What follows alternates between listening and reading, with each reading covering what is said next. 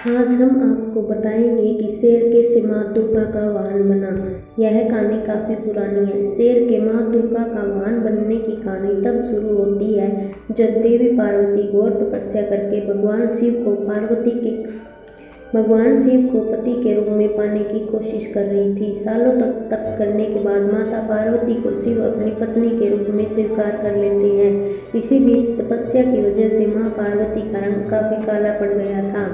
एक दिन ऐसे ही बातचीत के दौरान भगवान शिव माँ पार्वती को काली कह देते हैं। यह बात उन्हें पसंद नहीं आती। वो नाराज होकर दोबारा तप करने के लिए चली जाती है। एक दिन बाद घूमते घूमते एक शेर घोर तप कर रही माँ पार्वती के पास पहुंचा। उन्हें खाने की इच्छा से वो वहां घूमता रहा। माँ को तप में लीन देखकर शेर भी वहीं इंतजार करता रहा। देवी का इंतजार करते करते सालों बीत गए। शेर माँ पार्वती की तेज की वजह से उनके पास नहीं पहुंच पाता था।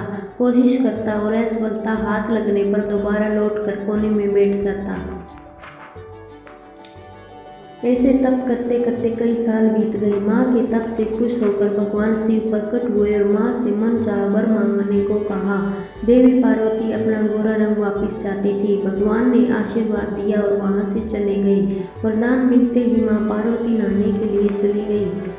नहाते ही उनके शरीर से एक और देवी का जन्म हुआ जिसका नाम कौशिकी पड़ा। उनके शरीर से काला रंग भी निकल गया और माँ का रंग पहले की तरह ही साफ हो गया। इसी वजह से माँ पार्वती का नाम माँ गौरी भी पड़ गया। नहाने के कुछ देर बाद माँ की नज़र शेर पर पड़ी। शेर को देखते ही उन्होंने भगवान शिव को याद किया और शेर के लिए भी वरदान मांगा। माता पार्वती ने भगवान से कहा, हे नाथ, यह शेर सालों से मुझे भोजन के रूप में ग्रहण करने के लिए इंतजार कर रहा था। मेरी पूरी तप के दौरान यह यही था। जितना तप मैंने किया है उतनी ही तपस्या इसने भी की है। इसी वजह से अब वरदान के रूप में आप इस शेर को मेरी सवारी बना दीजिए। भगवान ने प्रसन्न होकर माता की बात मान ली और शेर को उनकी सवारी बना दिया। आशीर्वाद मिलने के बाद माता शेर पर सवार हो गई और तभी से उनका नाम माँ शेरावाली दुर्गा पड़ गया।